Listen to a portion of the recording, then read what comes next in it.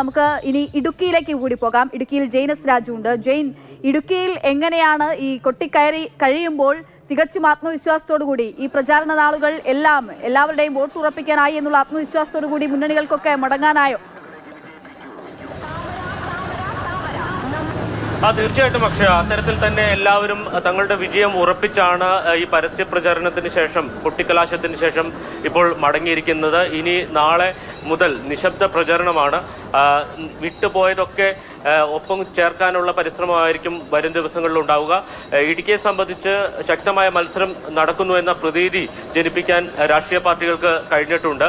നമുക്ക് മുൻ തദ്ദേശ തെരഞ്ഞെടുപ്പിലെ കണക്കുകൾ നോക്കുകയാണെങ്കിൽ LDF-നാണ് മുൻതൂക്കം. പക്ഷേ ലോക്സഭാ തെരഞ്ഞെടുപ്പ് ഫലം അത് വലിയ മേൽക്കൈ UDF നൽകുന്നുണ്ട്. പക്ഷേ പലപ്പോഴും ഈ ലോക്സഭാ തെരഞ്ഞെടുപ്പിലെ ഫലം UDF അനുകൂലമാണെങ്കിലും നിയമസഭാ തെരഞ്ഞെടുപ്പിലും തദ്ദേശ തെരഞ്ഞെടുപ്പിലേക്കും വരുമ്പോൾ ആ നേട്ടം അവർക്ക് കൊയ്യാൻ കഴിയാറില്ല. കാരണം സംഘടനയ്ക്കുള്ളിലെ, പാർട്ടിക്കുള്ളിലെ പടലപ്പിണക്കവും വിമത നീക്കവും ഒക്കെയാണ് UDF സംബന്ധിച്ച് പലപ്പോഴും തിരിച്ചടിയാകുന്നത്.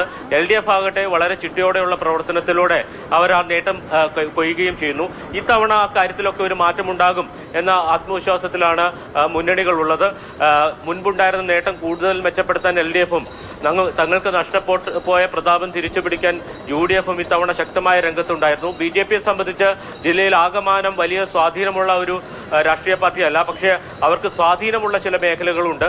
അവിടെ കൃത്യമായിട്ടുള്ള അവരുടെ വോട്ട് നേടാനും വോട്ട് ഉറപ്പിക്കാനും അവരുടെ സ്ഥാനാർത്ഥികളെ വിജയിപ്പിക്കാനുള്ള എല്ലാ പരിശ്രമവും BJP-യും നടത്തിയിട്ടുണ്ട്. എല്ലാ മുന്നണികളും വളരെ ശക്തമായി തന്നെ പ്രചരണ രംഗത്ത് ഉണ്ടായിരുന്നു എന്നുള്ളതാണ് മറ്റൊരു പ്രത്യേകത. ഇത്തവണ കൊട്ടിക്കലാശത്തിൽ അക്രമ സംഭവങ്ങളൊന്നും ഉണ്ടായിട്ടില്ല. തികച്ചും സമാധാനപരമായിരുന്നു എന്ന പ്രത്യേകത കൂടിയുണ്ട്.